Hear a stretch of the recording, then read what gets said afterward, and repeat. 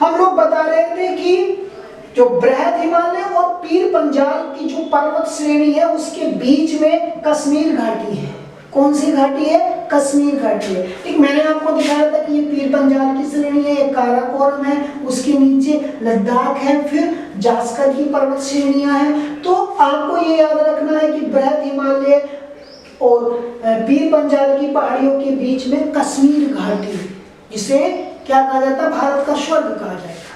ठीक, एक ठंडा परोस्तर है। ठंडा परोस्तर मतलब यहाँ पे वर्षा कम होती है। जो वर्षा होती है वो बर्फ के कणों के रूप में होती है और वर्षा होने के लिए अधिक तापमान की आवश्यकता होती है, लेकिन ऊंचाई बढ़ने पर टेम्परेचर तापमान घटता जाता है और जो वर्षा होगी वो बर्फ के कणों के रूप में होगी।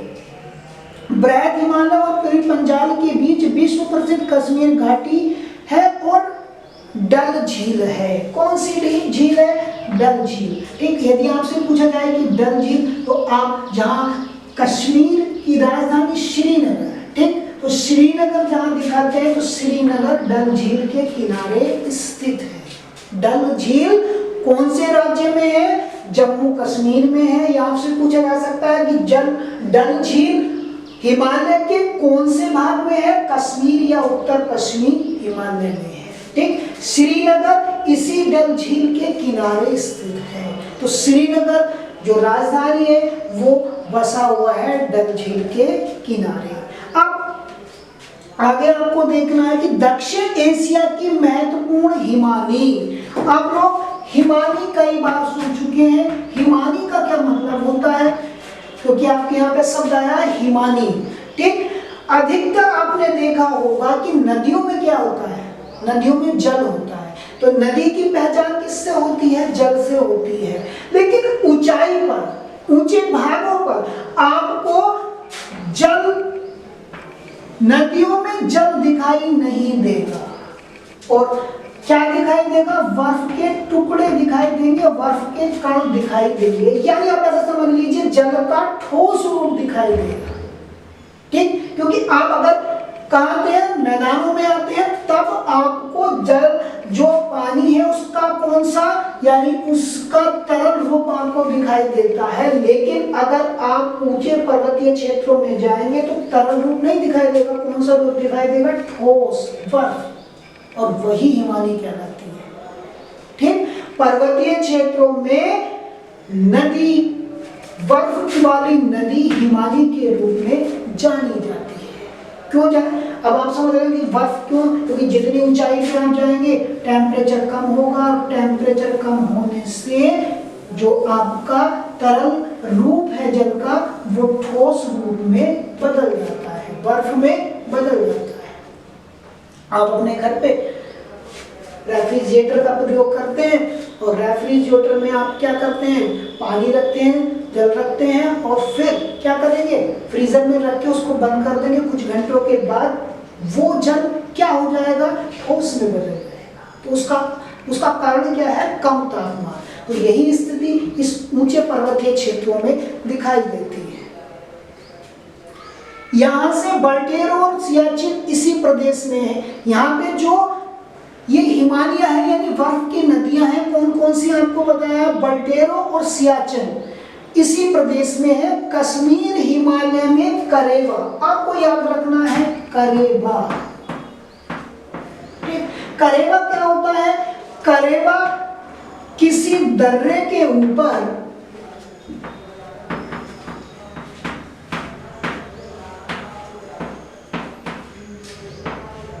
जमा हुई मिट्टी का अवशेष होता है। आपको सिंपल भाषा में मैं बता रहा हूं, याद रखना।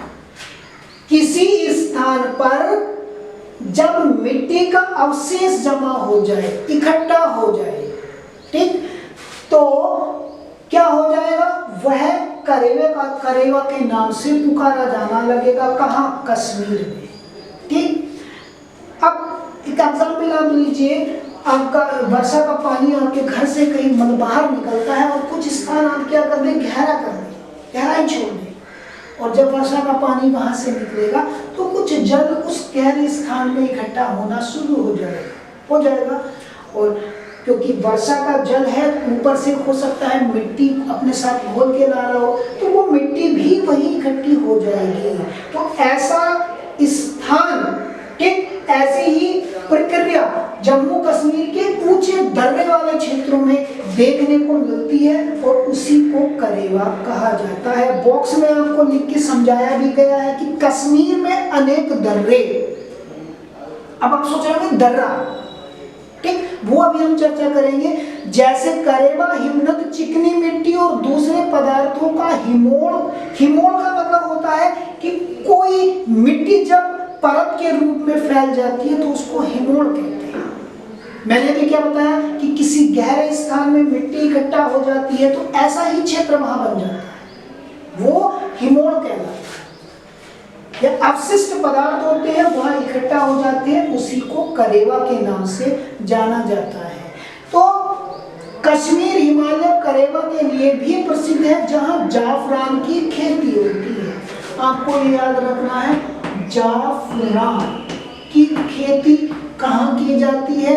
करेवा में की जाती है। करेवा क्या होता है? करेवा एक ऐसा दर्रा होता है जिसके ऊपर चिकनी मिट्टी का अवशेष जम जाता है। आपको सिंपली याद रखना है कि करेवा कश्मीर के उस भाग को या कश्मीर के उस हिस्से को कहते हैं जहां चिकनी मिट्टी अवशेष के रूप में जम जाती है। अब यहाँ पे एक चीज आया है, दर्रा।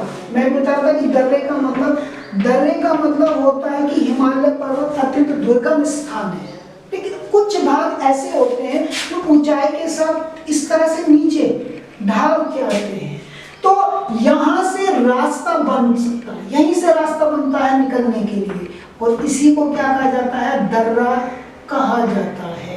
ठीक, तो आप समझेंगे पर्वतीय क्षेत्र का वह निचला भाग, ठीक, जहां से कोई मार्ग बना हो, क्या कहलाता है? यानी इस क्षेत्र में प्रवेश करने के लिए हमें ऐसा ही स्थान तलाशना होगा जो ऊंचाई से आगे नीचे दिखाई देगा, वो हम लोग दर्रा या दर्रे के नाम से उसको जानेंगे।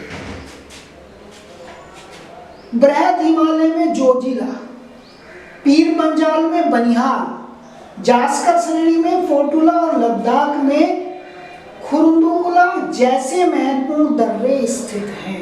ठीक, तो हर पर्वत श्रेणी में कुछ महत्वपूर्ण दर्रे स्थित हैं, जहां आपको बताया गया है कि हिमालय में, बृहद हिमालय में जोजिला, यहां पर कौन सा दर्रा है? जोजिला दर्रा। उसके बाद उन्होंने कहा है कि पीर पंजाल में बनिहाल, यहाँ पे बनिहाल, ठीक, और उसके बाद उन्होंने बताया कि जास्कर श्रेणी, जिससे पीर पंजाल से ऊपर जास्कर श्रेणी होती है, जास्कर श्रेणी में फोटुला दर्रा, और आपका लद्दाख श्रेणी में खरदुगला दर्रा। ये वो दर्रे हैं जहां से रास्ता निकलता है, आने जाने का मार्ग होता है, उसे हम दर्रा कहते हैं। हम लिख रहे हैं यहाँ पे हिमालय में जोजिला, बृहद हिमालय में कौन सा है? जोजिला। ठीक, महत्वपूर्ण अलवणीय जल की झीलें। अलवणीय मतलब जिसका पानी नमकीन ना हो, नमक वाला ना हो, और हम लोग उसको पीने के रूप में प्रयोग कर सकें, तो वो अलवणीय जल या मीठे पानी की जल झील भी उसको कह सकते हैं। ठीक, आपने देखा होगा कि समुद्र का जल होता है वो नमकीन होता है, उसको हम लवणीय जल कहते हैं। ठीक, वो पीने के उपयोग में नहीं लाया जा सकता।